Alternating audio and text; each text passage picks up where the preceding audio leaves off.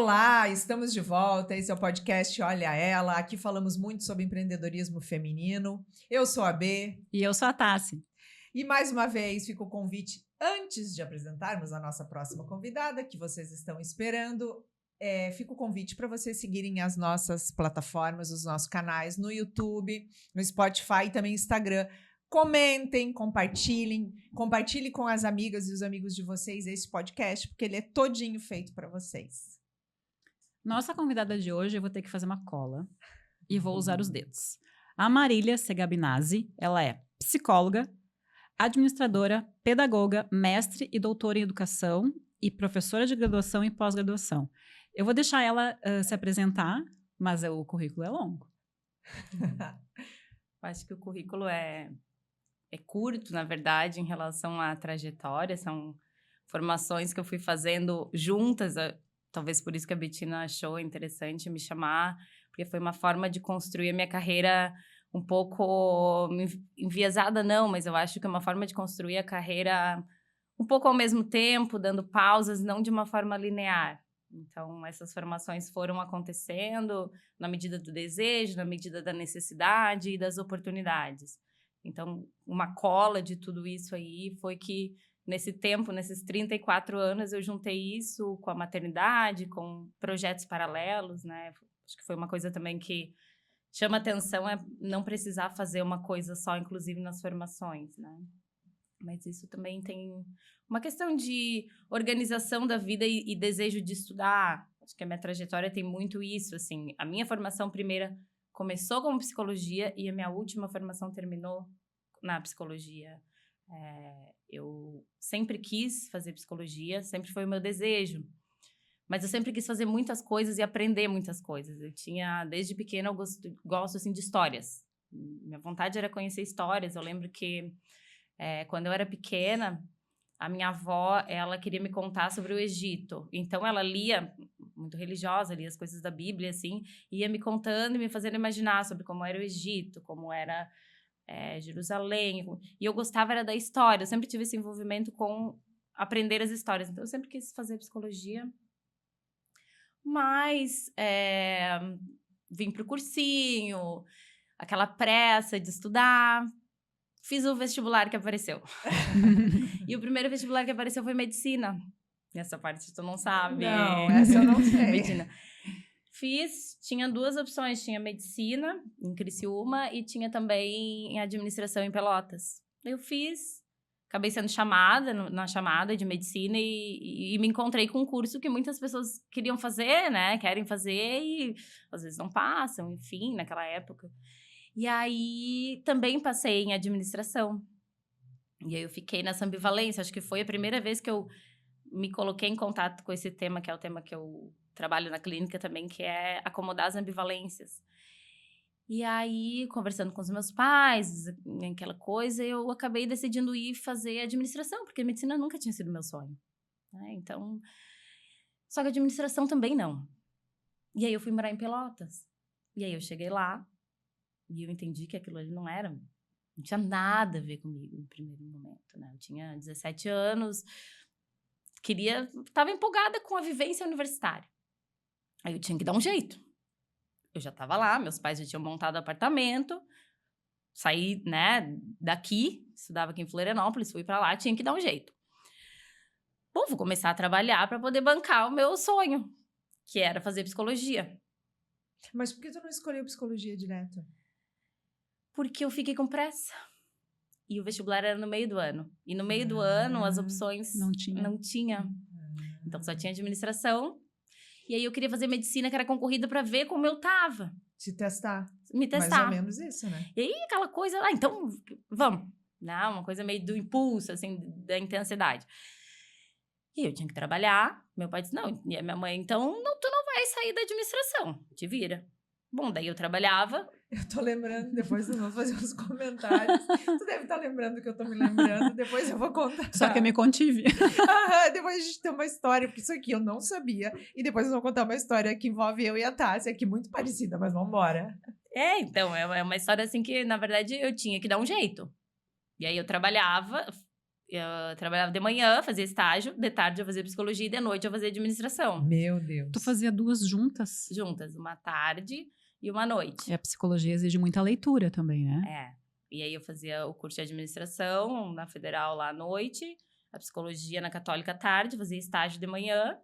Só que o meu curso começava às 4 da tarde, até às 7. Até às 7 eu corria para outra faculdade. Meu Deus. Então, do meio-dia às 4 eu estudava. Trabalhava de manhã, do meio-dia às 4 eu estudava. E aí depois... Só que sempre foi psicologia. Então, o curso de administração, eu fui extraindo dele aquilo que para mim era mais interessante. O curso de psicologia, desde o dia que eu entrei, eu entendi que era aquilo.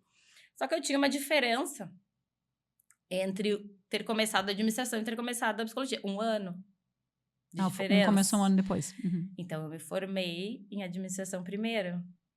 E aí, eu tive que trabalhar. E aí, eu passei no concurso da UFSC.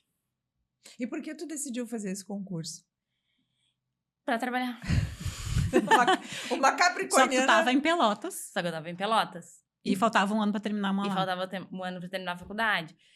E aí, como a minha família morava em Sombrio, que é aqui no interior, eu passei em Araranguá. Porque eu só tinha, nessa época, 19, 20 anos. Então, eu voltei pra morar com a minha mãe. E trabalhava em Araranguá. Na UFSC já. Na UFSC já. E como técnica administrativa. Aí, na UFSC, eu fui participar de um concurso, como secretária de um concurso docente. E uma mulher, assim, ela disse assim, tu é muito agilizada. Vem fazer mestrado comigo. Tenta fazer a seleção, se tu passar, eu vou te orientar. Só que é em Florianópolis. E faltava o último ano de psicologia. Faltava o último ano de psicologia. Na verdade, até é engraçado. Eu ia até pular essa história, porque daí parece uma história, assim, que não vai fazer sentido. Como o concurso que eu passei na UFSC não era de administradora, faltava 1 semestre para eu terminar a administração, uma disciplina.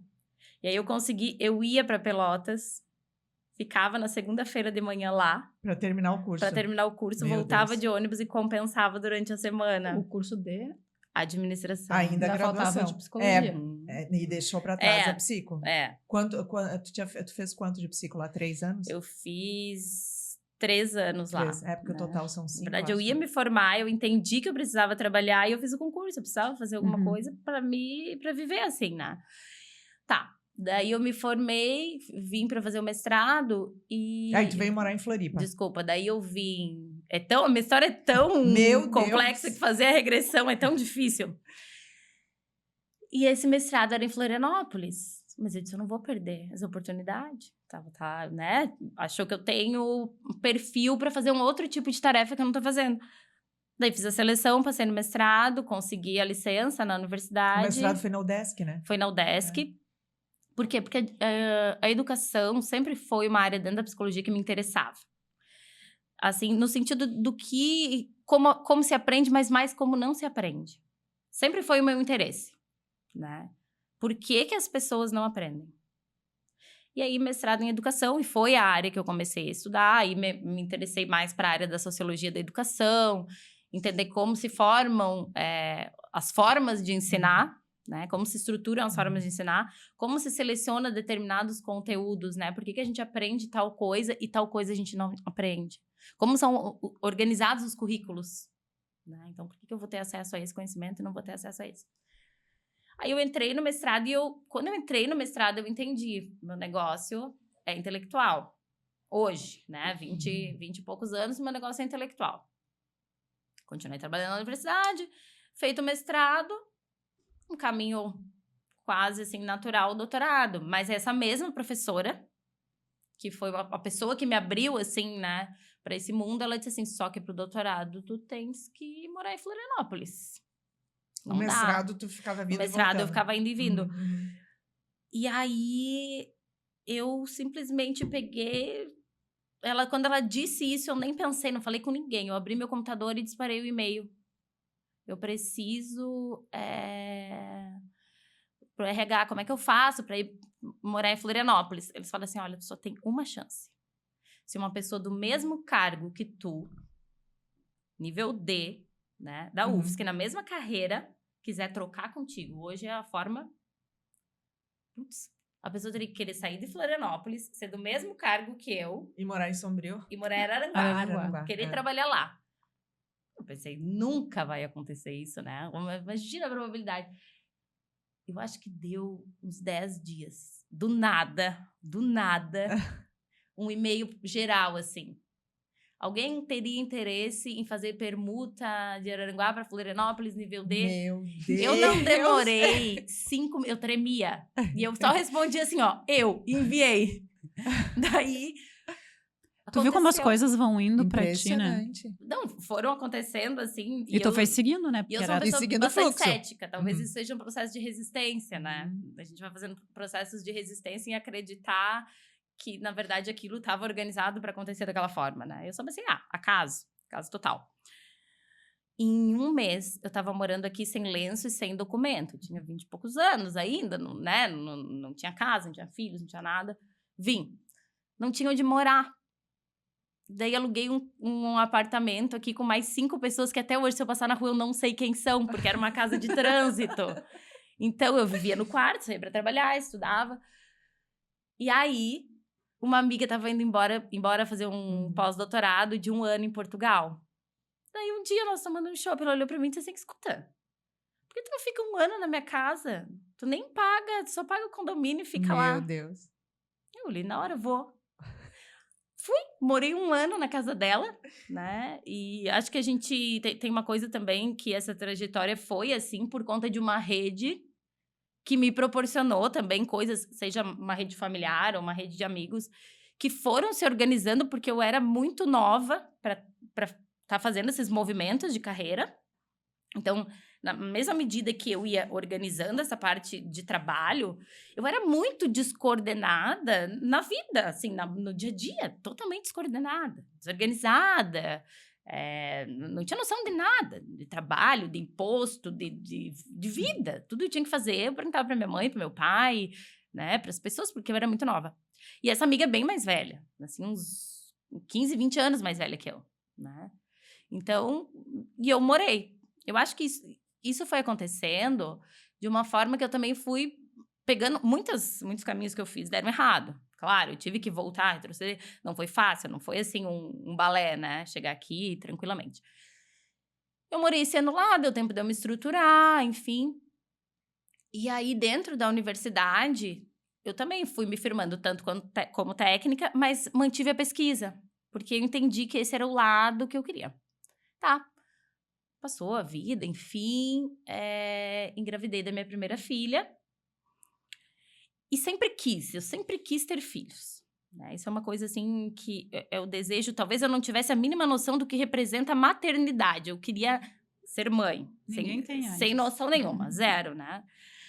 E aí, uma coisa que aconteceu... Eu tinha uma rotina muito dinâmica, né? E a minha filha nasceu na metade do meu doutorado. Meu Deus. Eu estava fazendo doutorado, tinha uma filha pequena, mas eu, com toda, claro, aqui estava me havendo com a maternidade, de primeira viagem, tinha alguma coisa ali que não estava funcionando bem. E eu sabia o que era. A psicologia. Quando a Catarina tinha uns 15 dias, eu fui lá no Sesusque e eu me matriculei numa disciplina. Mas numa só. Para resgatar a psico. Uhum. E para me resgatar, no sentido de que eu só ia conseguir ser mãe da forma que eu imaginava, que eu desejava, se eu sentisse que ainda era possível manter o meu sonho e o meu desejo. E basicamente é isso que eu faço na clínica hoje também, né? Com as mães, com as puérperas, com as próprias gestantes. Não foi fácil, eu tinha uma rede, né, que me ajudava, então eu ia, fazia uma disciplina e voltava. Fazia uma e voltava. E fazendo a tese. E escrevendo a tese, né? Porque ser multitarefa, acho que a gente não pode romantizar também essa coisa de ser multitarefas. Porque, primeiro, porque tinha uma rede que me proporcionava. Segundo, que era da minha natureza fazer muitas coisas ao mesmo tempo. Então, não era uma novidade, né? A gente pode entender clinicamente, de repente, um processo de medo de mergulhar nessa maternidade e manter coisas. Ou também entender que esse sonho era importante para eu conseguir exercer essa maternidade. Dessa disciplina, eu resolvi, eu vou terminar o curso de psicologia. E aí, me matriculei, aí defendi a tese, já era doutora e voltei para a graduação. Que eu acho que é um exercício muito importante de humildade acadêmica. Você poder entender que sempre tem alguém, independente do nível de formação, que tem um conhecimento específico, seja ele qual for, e alguma coisa para ensinar que você não sabe. Então, eu voltei. E isso é uma coisa que não que falta no mundo acadêmico, né? Assim, existe uma vaidade assim, embutida que eu acho que falta muito. Acho uma frase assim, que tu falou muito importante, de muito efeito. A gente vai frisar isso depois, mas assim, falta, né, Marília, assim, não é a gente, né, você é doutor, ou você é isso, aquilo, mas tem tanto para aprender de tantas áreas o tempo todo, né? Acho bem bacana, assim, a forma como tu colocou isso, né? De ter essa humildade, volta para a graduação e começa a olhar tudo de novo de outra forma também, né? Imagina. E essa coisa de ser doutora, né? Eu acho que eu tenho que ser doutora ali quando eu tô num caso difícil. Eu tenho que ser doutora quando eu tenho que dar uma aula técnica. Eu não tenho que ser doutora no meu carimbo, na minha assinatura, eu tenho que ser doutora naquilo que eu sei. Né? Então, foi um aprendizado e foi muito importante poder voltar nesse sentido, porque tem uma questão de conhecimento técnico que eu não tinha. Eu não era psicóloga, né? Então, voltei para a graduação, veio a pandemia, terminei a graduação na pandemia, grávida de 8 meses da minha segunda filha. Nossa. Quando eu terminei e aí eu pensei, tá, e agora? Eu já terminei a graduação, o mestrado, o doutorado, uma outra graduação. E aí, de novo, uma coisa assim muito... o meu telefone tocou, era 2022, e um professor da UFSC ligou e disse assim, por que tu não participa do credenciamento do mestrado? Para ver se tu consegue, tu tem uma boa publicação, tu tem a natureza da pesquisa e tu és técnica, né? Tu tem um conhecimento técnico. E aí eu fiz e me credenciei como professora do mestrado. E aí eu dei o pulo, né? Eu não dava aula na graduação, fui dar aula no mestrado. E aí eu tinha muito... Isso que eu conto hoje, que eu entendi, foi um processo que foi acontecendo ao reverso.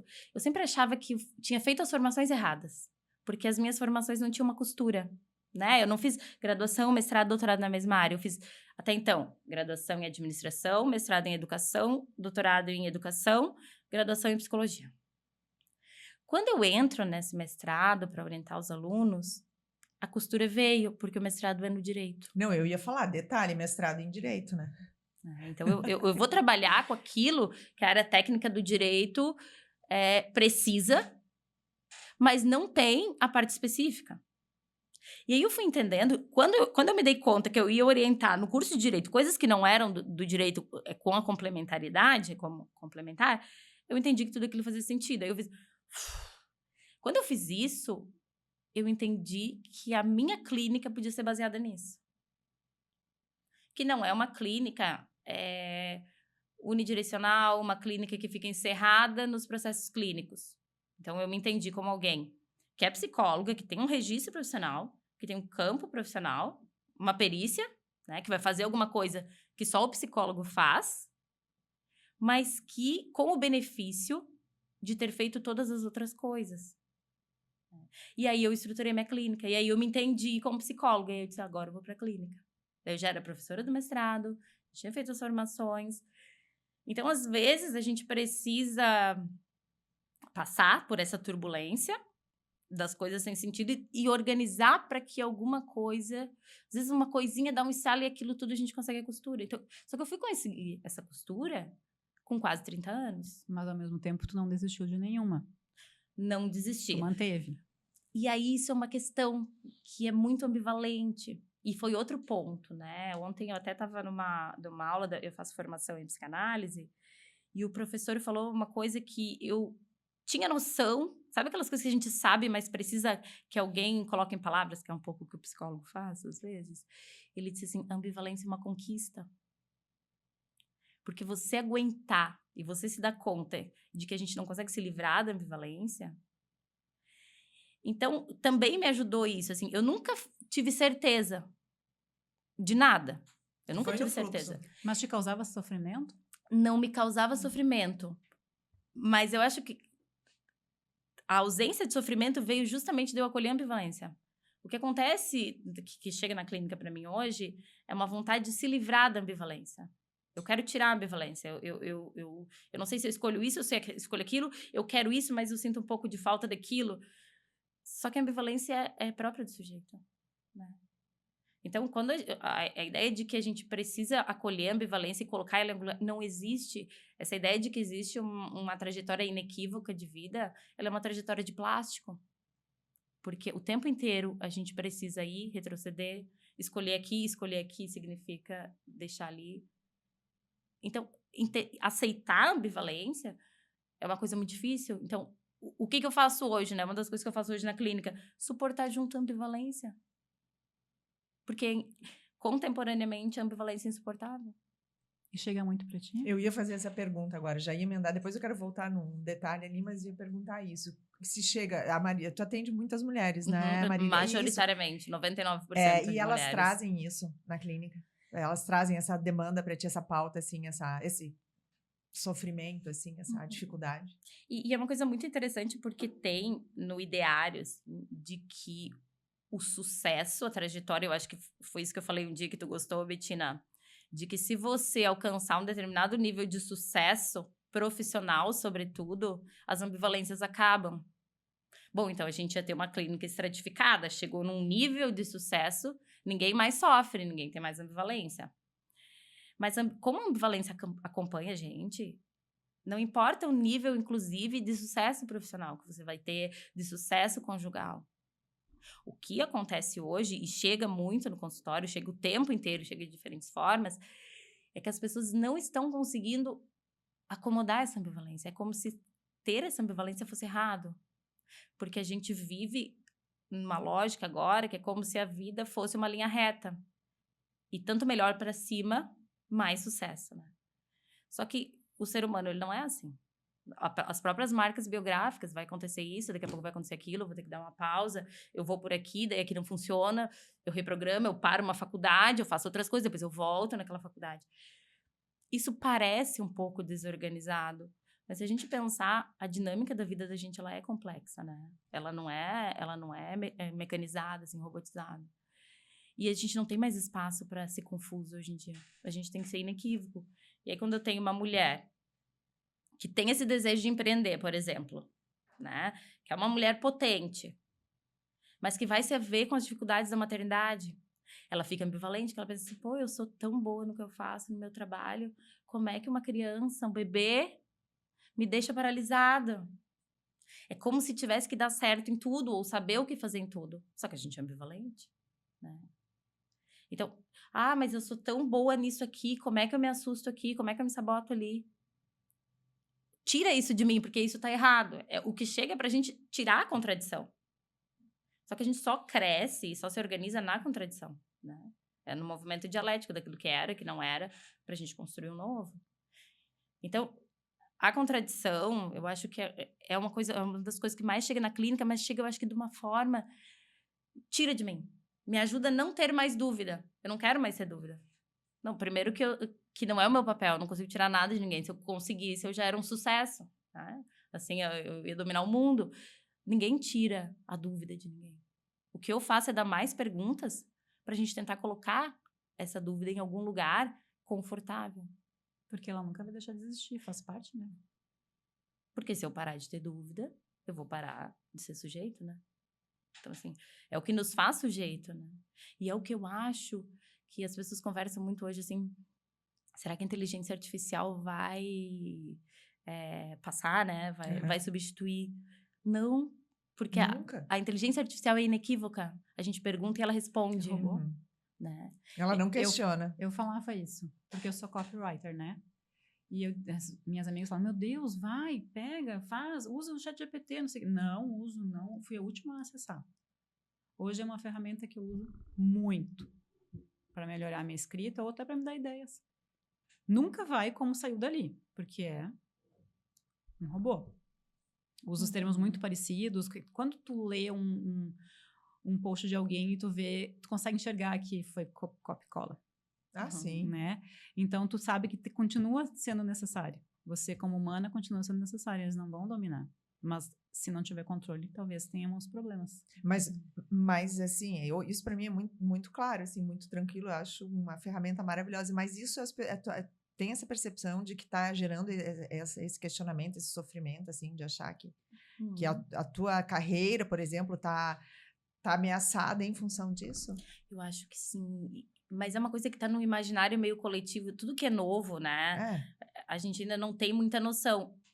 E esse não saber, ele é campo fértil para fantasia. E a fantasia, ela não tem borda, né?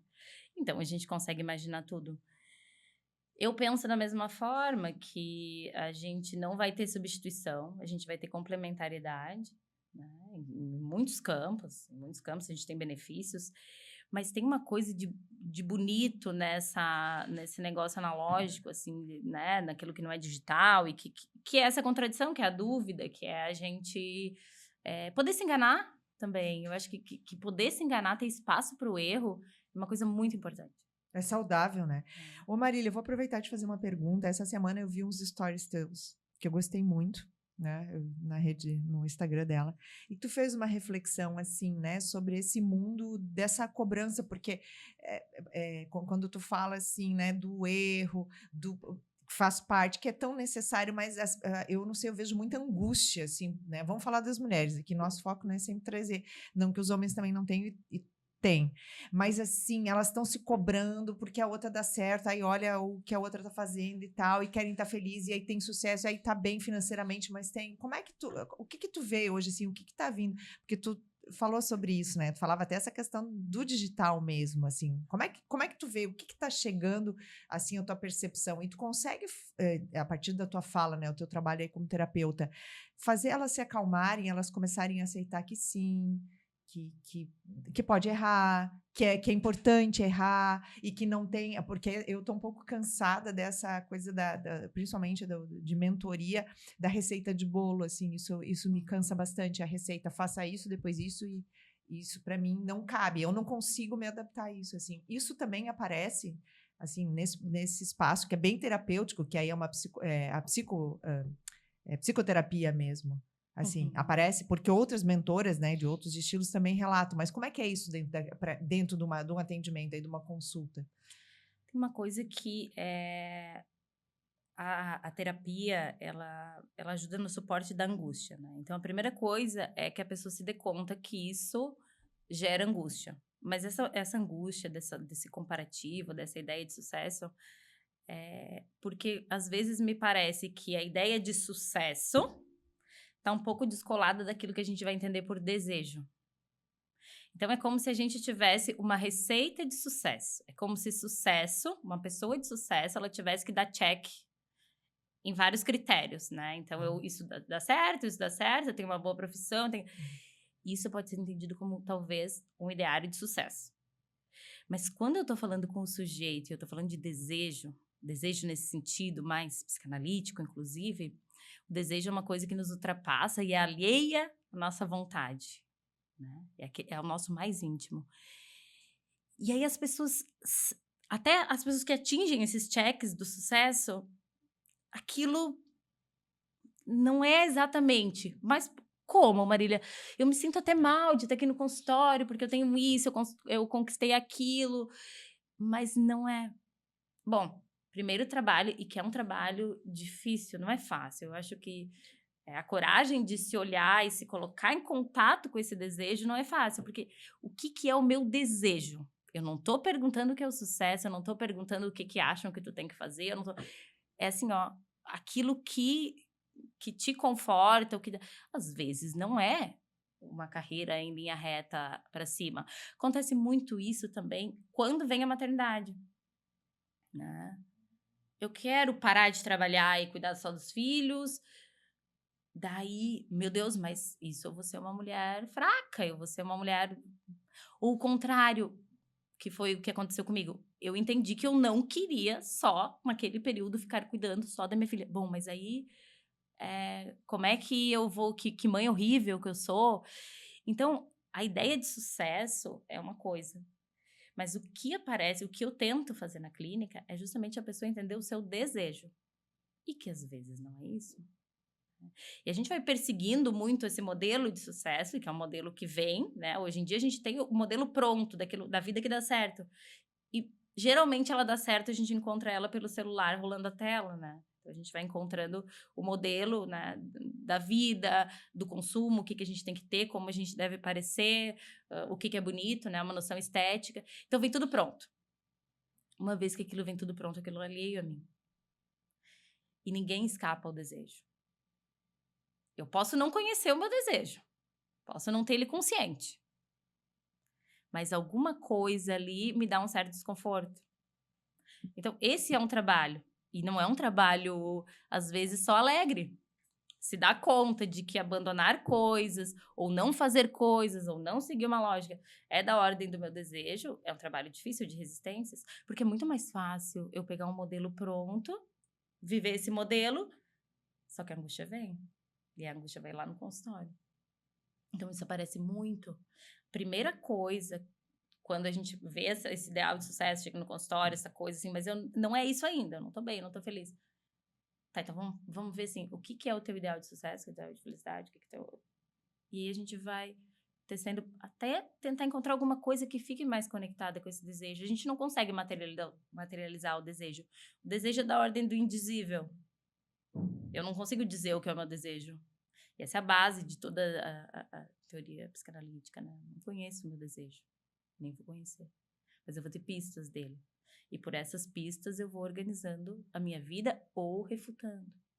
Me identifiquei na tua fala, principalmente quando veio a maternidade.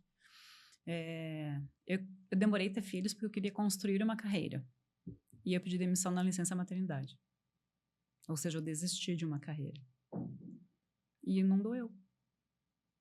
Depois eu me reencontrei no marketing ainda, no digital agora, né? Fiquei anos no corporativo, passei por agência de propaganda. A agência de propaganda não combina com maternidade. E depois de alguns anos eu me reencontrei no digital. E aí eu me sinto muito mais satisfeita. Talvez essa pausa fosse necessária.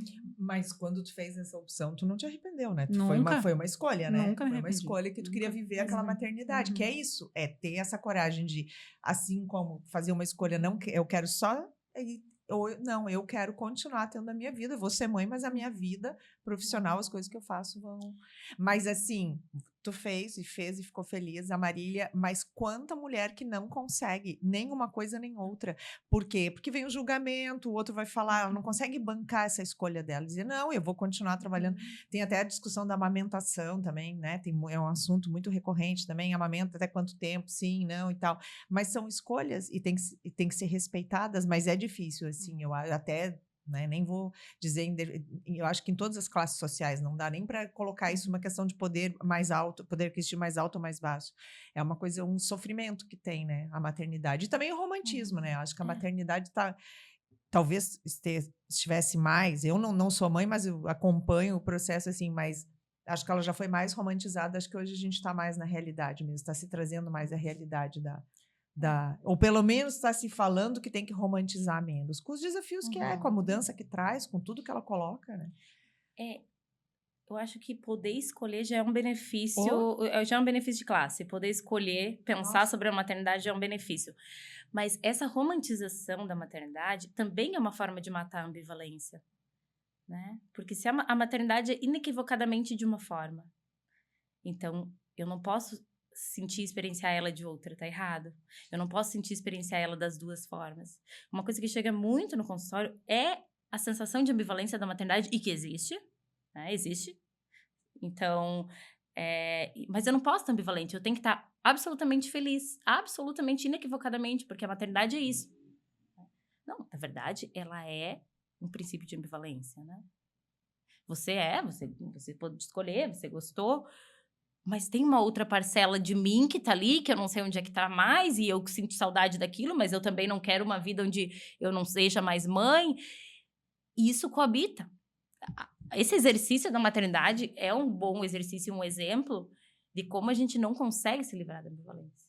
A gente pode fazer processos de negação, romantização é um deles, né? Não, é tudo lindo, tudo maravilhoso. Ai, como é um conto de fadas. Eu tô negando a ambivalência, né? Quando eu saio, mesmo uma escolha consciente e feliz, ela implica em ter que pensar 2 lados. Né? E isso nos parece insuportável hoje. Né? Então, uma das coisas que eu faço na clínica é dizer, não, a gente pode e deve pensar a ambivalência, a gente pode e deve conseguir suportar e seguir com ela, né? Sobreviver com ela, não é pular ela. Porque tem uma ideia de que sucesso e felicidade é isso, é você saltitar, né? Saltitar pelas ambivalências como se elas não existissem. Eu acho que desse movimento de turbulência emocional que a gente passa, sai muita coisa. Claro, sai o trauma também, mas saem coisas importantes e positivas. Mas em que espaço as mulheres, principalmente, elas conseguem colocar isso para fora, né? Que conforto se tem para dizer isso? Ai, eu tô muito ambivalente em relação à minha maternidade. Eu tô muito ambivalente em relação ao meu trabalho. Passa uma ideia até de fraqueza, assim, de pessoa confusa. E as mulheres querem entender, querem que a gente tire isso, né? E eu faço justamente o contrário, não. Eu não tenho como tirar a tua ambivalência. Se eu tivesse, eu tirava a minha própria ambivalência, né? E aí eu acho que tem alguma coisa, assim, de bonito nisso, de você poder se colocar em contato e propriamente humano, de sujeito mesmo, né? E poder pensar que a gente sempre tem possibilidade, porque se a vida é uma linha reta, inequívoca, uma seta para frente, fica muita coisa de fora, né? Então, eu tenho essa ideia de que a gente não precisa mirar e ir, que isso é perigoso, porque daí quando a gente precisa parar, olhar, retroceder, isso soa como fracasso. Então, essa ideia de que você parar pela maternidade, e às vezes é uma escolha, às vezes é uma necessidade, às vezes é um fato da vida, só que tudo que não é para frente é fracasso. Então, tem uma ideia assim, né? Tudo que não é pra frente, tudo que não sobe steps é fracasso. E a vida não é assim, né? A vida não é uma corrida pra ver quem sobe as escadas mais rápido, chega lá em cima. Porque às vezes a pessoa chega lá em cima, olha pra baixo e diz assim, tá, como é que eu vim parar aqui? Por que eu vim parar aqui? Porque se fosse só sucesso profissional, se fosse capital financeiro, as pessoas que atingissem um determinado nível de lucro, de reconhecimento profissional, ninguém ia para um consultório, ninguém sofria. E como tem, né? E como eu ia falar. Consultório. Vamos pegar pessoas... É que a saúde mental, meu Deus, da mulher tá tão difícil, né? É a história de equilibrar os pratinhos e quebrar metade, né? Eu falo que o equilíbrio quebra metade. E tudo bem. E a história eu quebro e não varro ainda, passo tudo por cima. E deixo todo mundo pisando. Eu não sou uma psicóloga, mas eu falo muito com empreendedoras. E quando eu falo assim, gente, eu acho que isso aqui ficou esquecido, quem sabe vamos fazer isso, né? Ai, mas, cara, é um passo pro lado. Nem falo que é um passo para trás. É um passo pro lado, uma pausa, um recalcular a rota, é um passo pro lado. Tu não vai para trás. Né? Até porque tudo que tu já fez tem um significado, né? Tem, e poder olhar para a história, a sua história, né? Eu acho que a psicanálise, ela tem uma coisa legal que é isso, que ela localiza o sujeito na sua história, né? O sujeito tem que se haver com ele mesmo, ok? Que tiveram atravessamentos, porque a gente também não é, né, atomizado, vive numa bolha. Mas é você com a sua história. E tem uma coisa que às vezes eu falo no consultório e sugiro para as pacientes, algumas pacientes assim, não quando estiver secando o cabelo ou se maquiando. Quando estiver assim, sei lá, para e te olha no espelho e fica te olhando, sem fazer, sem estar mexendo o cabelo, se maquiando. É insuportável. Tu olhar o desenho do teu rosto, tu olhar sem estar... Porque essa é a sensação. É isso que a gente faz no consultório. E é duro. Então, sempre que chega alguém, eu digo assim, olha, eu não faço ninguém feliz. Eu não faço. E se eu pudesse fazer alguém feliz, eu ia fazer minhas filhas. E eu não posso garantir para elas. O que eu faço, eu não tiro dúvida, eu não direciono nada. O que eu posso fazer é te ajudar a suportar. E é isso que a gente faz, né? É isso que a psicologia faz também. Né? Mas eu acho que é uma das coisas que as mulheres mais... Claro, hoje muitas não vão ter não tem a condição financeira, talvez, para pagar uma terapia particular, os planos de saúde pagam de alguma forma, mas eu acho que é uma das coisas que as mulheres mais estão precisando, sempre precisaram, até por todo o processo de evolução que a gente passou, tá passando, às vezes eu até acho que tá em retrocesso, mas eu faço terapia quantos anos? 15. Então, assim, quem faz também entende o quanto isso é importante, né? Que te dá é aquele suporte, é aquela mão que tu tem que vai te ajudar, não vai te resolver nenhum problema da tua vida, mas vai te dar o suporte emocional, assim. Então, até para fazer um comentário em relação à presença da Marília aqui, eu acho muito importante a gente falar sobre isso também, a gente ter o equilíbrio entre tudo que é possível. Hoje tem tanta coisa, né? A gente tem acesso a tanto tipo de informação, a tanto as terapias alternativas, as mentorias, um monte de coisa, mas existe uma questão de saúde mental e que tem que ser tratada com a seriedade. Quando a gente fez o segundo episódio que a gente gravou foi com a Laine Valgas, e a Laine trabalha muito essa questão da saúde mental, né? Nas falas dela e tal, jornalista, que também é um exemplo de uma carreira muito semelhante à tua, porque a Laine também, jornalista, até eu vi essa semana, ela foi fazer uma palestra lá no curso de administração, mas ela falou muito, né, claro que ela atua de outra forma, ela não é psicóloga e tal, mas ela, nas falas dela e palestras, ela resgata, porque saúde mental é o assunto da hora, e saúde mental passa por saber que existe forma de ter amparo. A questão da depressão, a questão do pânico, a ansiedade, né, porque, olha, eu não sei, a gente tá aqui conversando e quando vocês forem assistir, vão sentir, a gente está quase fazendo um processo terapêutico aqui, né? Se aquietar. Eu tô fazendo. Eu também. Ouvindo, né? Baixando, que é como acontece. Isso é tão necessário. A ansiedade, ela está colocada aí justamente porque as pessoas não estão parando. Porque a terapia é parar e se olhar. Né? E olhar para si. Eu adorei, eu vou me lembrar da história da gente se olhar no espelho, né? E aí acalma. Aí sai dessa ansiedade. E as coisas começam, até para começar a conseguir pensar alguma possibilidade, às vezes porque está mudando, ou quer mudar alguma coisa, ou tem algum problema, né, muito, até uma questão de saúde às vezes, né, saúde física, orgânica, enfim. Então, acho muito importante, né, falar sobre isso e a tua presença aqui, para fazer essa reflexão. Né? Acho que a gente aqui é um canal que leva esse suporte de tudo, né? Desde dicas, desde sugestões, até a questão de dizer, olha, é por aí que passa esse equilíbrio e o resgate da tua tranquilidade, da tua saúde mental. Eu acho que tem uma discussão muito forte, assim, e existe uma ideia de que existe uma rivalização entre, né, os tipos de terapia. Não, eu acho que são coisas complementares. Porque são objetivos diferentes. Quando alguém está na terapia comigo, o que eu faço 2 trabalhos diferentes. Eu tô lá para dizer, eu suporto a sua angústia, o seu não saber. E nós duas juntas, não sabendo, vamos tentar saber. Esse é um ponto que é um ponto mais da ordem filosófica, né? Daquilo que a gente vai desorganizando para organizar uma história. Mas eu também tô ali para dizer assim, eu vou saber te dizer se for grave, eu vou te encaminhar, eu vou te dizer se é patológico, então eu vou cuidar da tua saúde também. Então, a minha formação é para dizer, eu não sei, eu vou encaminhar, ou não é nada, ou é. Todo o resto é da história, da biografia. Porque às vezes requer, por exemplo, acompanhamento de um psiquiatra, alguma coisa assim, né? Ô, Marília, aproveitando agora, eu acredito que muitas mulheres ou meninas, né, mais jovens até que vão assistir esse episódio, você é e vai ser uma inspiração, assim, de trajetória, porque você quebra muitos paradigmas no percurso que você fez, e eu te diria assim, se tu olhar para trás hoje, depois eu quero resgatar a história do mestrado, olhar para trás, assim, mudaria a história, acho que é uma pergunta até meio, né, nem dá para considerar, mas assim, como é que tu olha isso hoje e para quem vem conversar contigo sobre isso, porque tu é uma empreendedora também, né, quem tem consultório, quer dizer, todos os profissionais liberais também são.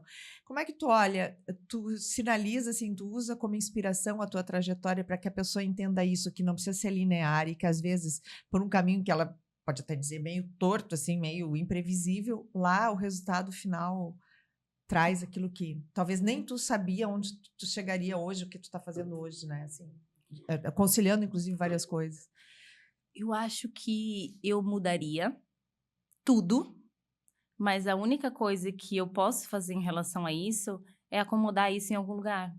esse desejo. Porque Mas por que esse é tu um disse que desejo tu impossível. mudaria tudo? Porque eu acho que a gente tem essa fantasia. Mas por quê? Porque alguma coisa te gera hoje uma insatisfação? ou o Não, quê? porque eu acho que é próprio nosso poder pensar essa Diferente? coisa assim. E se fosse diferente? Ah, tá. Então, eu Possibilidade, né? Por exemplo, como se tivesse feito psicologia logo e tivesse começado como esse- psicóloga há, sei lá, 10 anos atrás. Porque na fantasia cabe tudo. Sim, eu mudaria, eu teria Aham. feito psicologia, mestrado, doutorado em psicologia, seria a melhor psicóloga do Brasil. Aí eu teria feito administração, montado uma grande empresa, ter feito assim. Não, então eu mudaria.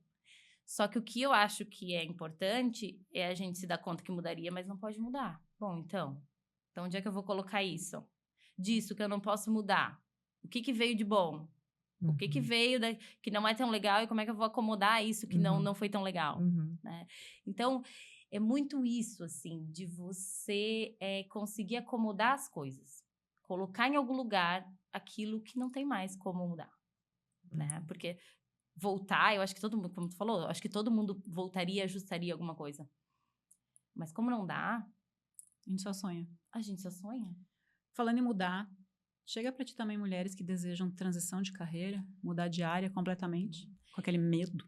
Medo, culpa, né? E o medo porque é proibido dar errado. Ou é proibido não funcionar. E é proibido retroceder. Então, você tem que andar sempre à frente. Você tem que ter mais. Você precisa fazer mais do que fez ontem. E aí, eu trabalho com a questão da sensação e do desejo, né? Tá, mas assim, né? Eu sempre brinco assim, tá, mas vai passar no Jornal Nacional? Boa cutucada. Né? Vai passar no Jornal Nacional, se não disser? É o medo do julgamento, as crenças, tudo que vem junto. E é o modelo instagramável, né? Então, assim, o meu negócio, por exemplo, ele tem que ser aquilo que é valorizado. Que prisão a rede social, né? É o nosso panóptico de hoje, do Foucaultiano, né? Você tá no meio e tá todo mundo te olhando, assim, e você também. Só que ninguém tá te olhando. A gente olha e não vê.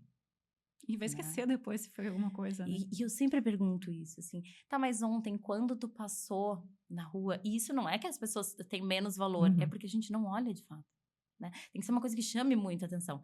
Mas a nossa fantasia também de onipotência, uma fantasia bem infantil de onipotência, né, que tá todo mundo olhando, isso acontece comigo, possivelmente acontece com vocês, a gente não consegue se livrar disso. E a gente quer um pouco ser olhado, né? É aquela criança que quer tá sob o olhar, né? Mas, assim, gera uma culpa porque o insucesso, né? A ideia de insucesso, pra gente não falar a palavra fracasso, ela é proibida. Então, inequivocadamente, eu tenho que dar certo. Mas o que é dar certo? Às vezes dá certo, inclusive, transicionar para uma coisa mais simples, que eu posso ficar mais em casa, ou uma coisa que é do meu desejo, né? E daí tem uma coisa muito louca, né? As mulheres, por muito tempo, elas foram, né, a casa. Então, a mulher tem que ser da casa. Aí a gente foi para um segundo momento que as mulheres têm que ir para o mercado. Aí é proibido você gostar da casa. Porque se você gosta da casa, você não é a mulher que está no mercado. E aí, às vezes, é esse desejo de poder voltar e a sensação de que isso vai fazer essa mulher também um pouco mais fraca ou que não é uma mulher, né, poderosa. Por quê? Porque não está no mercado da forma que o mercado gostaria que ela estivesse? Ou o contrário, é uma mulher que está em casa, já criou os filhos, às vezes, e aí quer fazer alguma coisa. Ah, mas eu sempre fui da casa. Né? Então, a ambivalência não cabe. Você tem que ser o isso ou aquilo. E é cultural isso, né? Absolutamente. Então, assim... E eu sempre digo assim, não importa se pra mim, não importa se tu vai trabalhar ou se tu vai ficar em casa. Importa o que tu quer. Só que isso é muito... E aí, abraçar a contradição e ambivalência, que é uma conquista, torno a dizer. Temos que falar sobre isso. Eu tô dividindo a mesa com 2 doutoras. Eu sou só uma mestra. Eu ia falar... Conta a história agora. Não, vou contar 2 histórias rápidas. Quando tu falou da graduação, eu me lembrei da tua. Que eu passei no mestrado em Santa Maria e a Tassi passou na graduação em Santa Cruz. E o teu pai não queria que tu viesse fazer, porque o pai dela é professor, era agora aposentado, da Federal de Santa Maria. E lembrei, quando tu falou ali da família, eu falei, gente, olha isso, né? Não sei se tu te lembrou a mesma coisa que eu lembrei na hora. E aí a Tassi veio, e aí a tua mãe bancava, né? No início o pai dela não aceitava, mas ela veio mesmo assim e se virava e já começou a trabalhar em agência. Não sei se tu lembrou disso também. Lembrei. Eu enxerguei a tua história que cruza com a minha, porque eu tava indo e ela veio e ela dividiu o apartamento comigo porque o pai dela foi meu orientador do mestrado. E aí foi que aí veio para Depois Santa tu Cruz. me orientou na minha dissertação, Na graduação. na monografia. Na monografia, isso. E enquanto a Betina fazia O doutorado, doutorado. eu fiz o mestrado na UFSC e dividimos o mesmo orientador. Não podemos falar sobre ele. Na verdade, ele pode? foi teu orientador, mas para mim ele foi um ajudante de orientador. Só as minhas orientandas podem falar de Não, mim, eu né? fui salva, salva por uma estrelinha, que é uma outra professora que a gente quer. A Marina, que tu deve conhecer. A Marina Nakayama, eu tranquei o mestrado e finalizei com ela. Depois eu voltei com o pronto. Eu acho que essa questão também do sofrimento, né? No mundo acadêmico. Eu sofri muito. Um tema... E eu acho que eu não sofri porque eu bloqueei, mas tem uma coisa daí do beijo da morte, né? Você não sofre, mas também você não sente nada. Eu acho que uma coisa foi legal do sofrimento. Eu usei os 6 anos do doutorado. Eu não tenho vergonha alguma de dizer isso e eu falo que eu usei muito bem. Eu usei os 4, fiz as disciplinas que eu queria. Isso eu sempre eu tenho que agradecer ao meu orientador. Ele me deixou fazer o que eu, né? Eu também não perguntava. Eu ia e fazia, né? Eu não era bolsista por ele, então eu tinha uma certa independência. Quem é do mundo acadêmico vai entender mais do que a gente está falando. Mas aí depois eu tranquei um ano, porque eu tinha que escrever a bendita tese e eu queria escrever um tema que ele não queria, mas eu fui até o fim. Não, isso assim, é um dos meus maiores orgulhos hoje, até pela relevância do tema, de ver que eu banquei a minha escolha. Mas tem um preço. Tem um preço, né? Tudo tem um preço. E eu ia te falar isso, que a segunda coisa que eu me lembrei da história da Tassi, principalmente, foi do mestrado, que aí ela fez o mestrado e de repente parece que ela esqueceu que ela, né? Tinha o mestrado e tal, né? Teve a maternidade. E agora, com o podcast, isso voltou muito forte. Eu disse, Tassi, quando tu achava que esse mestrado, tu fez por fazer, uma oportunidade, né, e tal, foi super leve, tu fez como é o nome do curso ainda? Ciência da Informação. Ciência da Informação, ela fez super legal. E agora, com a história do podcast e o trabalho dela de copy, aquilo veio com uma potência. Então, às vezes, a gente faz isso, eu acho importante a gente falar, né? Até porque a gente daí vai indo para o fechamento, para entender que, às vezes, vai no fluxo. Apareceu oportunidade para ti, foi uma oportunidade. Apareceu a oportunidade do mestrado, ela fez. Pra ti, foi a mesma coisa. Como é que apareceu para mim? Uma oportunidade. Na época, eu fiz mestrado em 97, né? Eu tenho trajetória. Então, no sentido, faz muito tempo, mas foi uma oportunidade, quando nem se falava. Então, eu falei, cara, eu vou fazer, porque eu também identificava um lado da intelectualidade, eu gostava, o mundo acadêmico chegou na minha vida aos 21 anos, muito cedo também. Né? E aí, eu falei, vou fazer. Então, às vezes, você abraça uma oportunidade, você mais ou menos sabe que, cara, não existe você ter certeza do que você quer, onde você quer chegar. Você vai ter, sei lá, 60 anos e pergunta para um profissional que está bem sucedido. Ele olha e fala, mas será que eu não podia fazer isso? Será? Ele está também o tempo todo. Porque existe aquele que está lá escolhendo hoje uma carreira ou está se formando, ele vai ficar com essa angústia, né? Mas e agora? E vou para cá, e vou consultar. Testa. Vai lá e testa, experimenta. Acho que fica... É que a gente faz muito cedo o vestibular, né? 17, 16, 17. E o que tu sabe? Eu tentei para direito, o meu primeiro, daí eu não estava nem formada ainda. Aí depois ADM eu pensava em fazer psico, arquitetura e educação física, tudo isso. E até hoje eu gosto de tudo isso. Eu acho formas, adoro mexer em casa, essa história da arquitetura, eu mexo em obra e não sei o quê. E é isso. Como assim? E aí, Marília, eu vou até pedir agora uma fala final tua, quando tu fala que tu é uma incentivadora do multitarefas, do... Side jobs. Side jobs, né? Que tu fala assim, que tu te vê ali, né? Se pudesse falar sobre isso e deixar um recado aí para essas mulheres que vão te assistir. Quando tu me mandou a proposta, tu fez eu pensar em livros, né? Que livros que tu indicaria? Literatura, romance. Porque eu acho que a gente fica muito encerrado. Para eu fazer uma boa clínica, eu tenho que sair dela. Eu tenho que ver o mundo, eu tenho que... E a primeira capacidade, e que é um privilégio, é o direito de sonhar. O direito de sonhar é um privilégio de classe, inclusive, né? Então, a gente tem que aproveitar o nosso privilégio de sonhar. E eu sempre digo para as pacientes assim, Marília, tantas formações, mas eu acho que o que me faz exercer as minhas funções melhor é isso, e eu acho que esse é o recado, assim. A gente tem que ver, como diz o Vinícius de Moraes, tem que ter algo de flor nisso, né? Então, poder ver a beleza das coisas. E essa beleza é poder gostar de tudo, se apaixonar pelas coisas simples às complexas, ao mundo sei lá, até do TikTok, do Instagram, mas também poder ser um pouco mais intelectual e ter uma perícia profissional, ter um fazer... É poder abraçar isso. E quando eu falo de ser multiprofissional, é isso. Eu acho que a gente não pode ficar encerrado numa coisa só. Tem que ter ética, responsabilidade e perícia e técnica, mas quem disse que tem que ser uma coisa só? Né? Então, eu acho que isso é poder... Se permitir. Então, como a letra daquela música, né? Vamos viver o que há para viver, né? Vamos nos permitir. Porque Legal. às vezes o que não há, o que há para ver é o que é nosso, né? Não é o que é do vizinho no Instagram. Que legal, ai, Marília. Assim, nossa, para mim foi terapêutico. Sessão de terapia. Fizemos, o nome do episódio vai ser Terapia.